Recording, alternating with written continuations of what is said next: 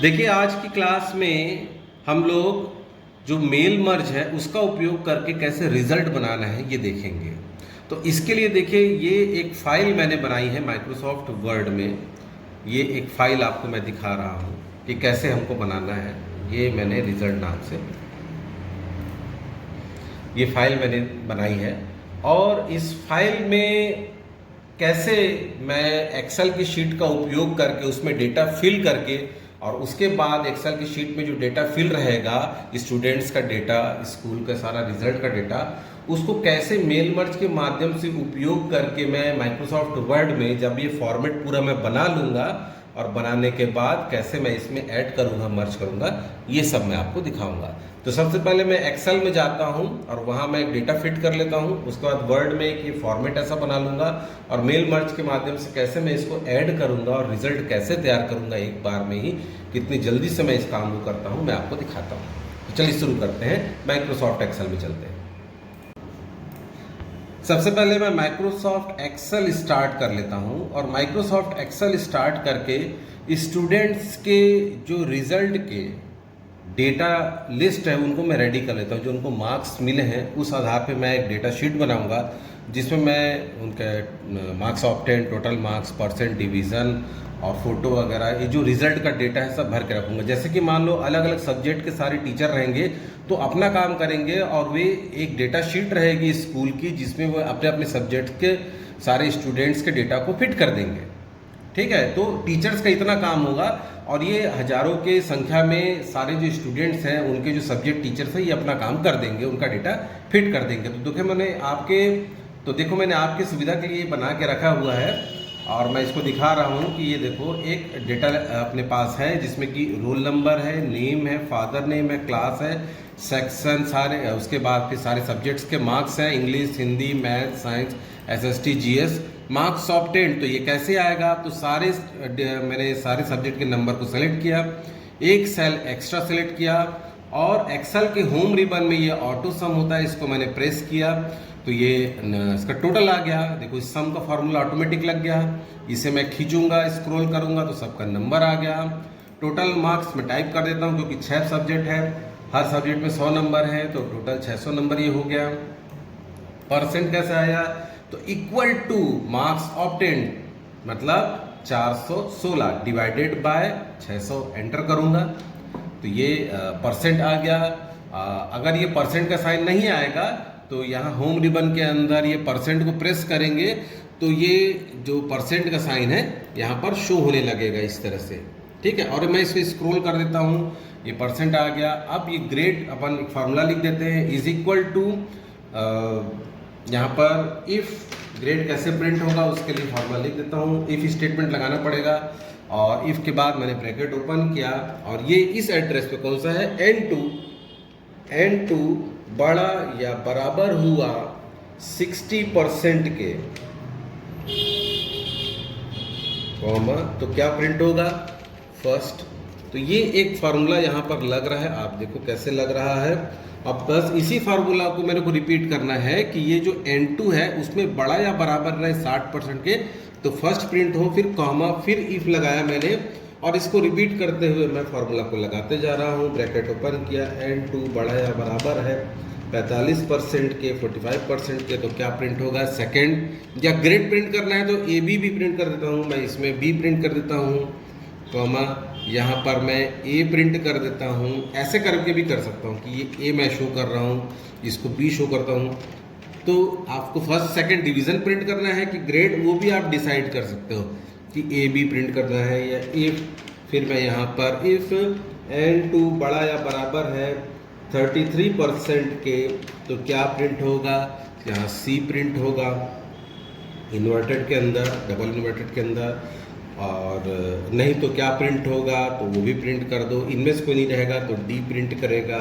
ऐसा करके 3 बार मैंने जो ब्रैकेट ओपन किया है, ये पहला, ये दूसरा, ये तीसरा, तो 3 बार कंडीशन को बंद भी करना पड़ता है, 3 ब्रैकेट से एंटर करेंगे, ये फार्मूला लग गया। और देखिए परसेंट के अनुसार यहाँ पर जो है ग्रेड को ये प्रिंट कर देंगे, स्क्रॉल कर देंगे, ये सभी में आ गया कितना परसेंट के हिसाब से कितना ग्रेड बन रहा है। स्टेटस प्रिंट कर देता हूँ, पास है कि फेल है, तो इक्वल टू मतलब पास है कि फेल है वो स्टेटस में दिखाएंगे इस फार्मूला से।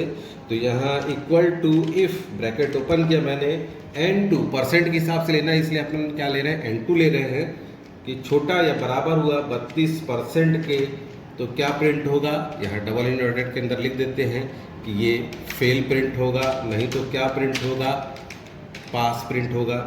ऐसा करके ब्रैकेट बंद किया मैंने, तो ये कंडीशन दे करके फेल या पास है ये इसको हम प्रिंट कर देंगे। तो देखो ये सारे पास है, सिर्फ ये डी ग्रेड वाला जो है फेल दिखा रहा है। फिर फोटो कैसे ऐड करेंगे हम डेटा शीट में, तो स्टूडेंट्स की फ़ोटो आप यहाँ नाम देख सकते हैं, और हमारे पास डेस्कटॉप एक फोल्डर है जहाँ पर स्टूडेंट्स की फ़ोटोग्राफ सारी स्टोर है। यहाँ पर मैं आपको मिनिमाइज़ करके दिखाता हूँ कि मेरे पास ये फ़ोटोज़ नाम का एक फ़ोल्डर है। देखिए ये फ़ोटोज़ नाम का फ़ोल्डर है जिसमें सारे स्टूडेंट्स का फ़ोटो है। मैं इसे लिंक कर दूंगा उस शीट में। कैसे करते हैं, तो ये इस शीट में फ़ोटोज़ के नीचे जिसका भी फ़ोटो है, यहाँ पर देखिए रोहित है, अर्जुन है, फिर अंजलि है, ऐसा मैं देख करके नाम यहाँ पर इनके फ़ोटो को ऐड कर देता हूँ। यहाँ क्लिक किया मैंने फ़ोटो के नीचे, और किसका, रोहित का है, तो यहाँ जा करके मैं इंसर्ट और ये हाइपर लिंक में जाऊँगा, फिर डेस्कटॉप में आ करके यहाँ से फ़ोटोज़ को ओपन किया, और ये एक एक करके मैं इसको ऐड करते जाता हूँ, एक एक करके क्लिक करके। पॉज कर लो ज़रा।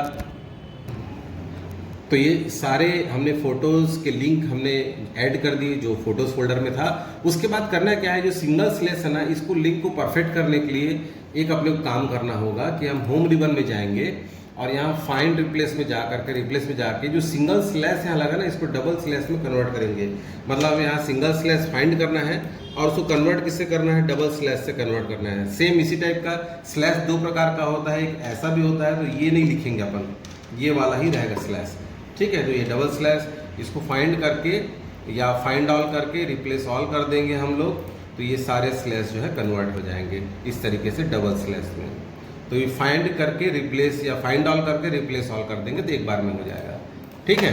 ये हो गया, और उसके बाद हम इसे क्या करेंगे, सेव कर देंगे। तो ये फाइल हमारी जो डेटा स्टोर हो गया और ये सेव हो गया है, और ये डेस्कटॉप में हमारे पास सेव है डेटा का। तो सारे सब्जेक्ट टीचर ने हजारों स्टूडेंट्स का डेटा इस शीट में भर के चले गए हैं। अब जो क्लर्क है या जो भी हेड होगा, हेड मास्टर या प्रिंसिपल, उसका काम है कि वो रिजल्ट का एक फॉर्मेट किसी से बनवाएगा या बनाएगा, खुद बनाए या किसी से बनवाए। तो उसके लिए यहाँ पर हमने आपको सिखाने के लिए हमने एक रिजल्ट का फॉर्मेट देखिए बना के रखा हुआ है। देखिए सरस्वती विद्या मंदिर नाम से, जो MS वर्ड यहाँ पर हमारे स्टूडेंट पढ़ चुके हैं वो समझ सकते हैं कि सिंपली इसको कैसे बनाना है।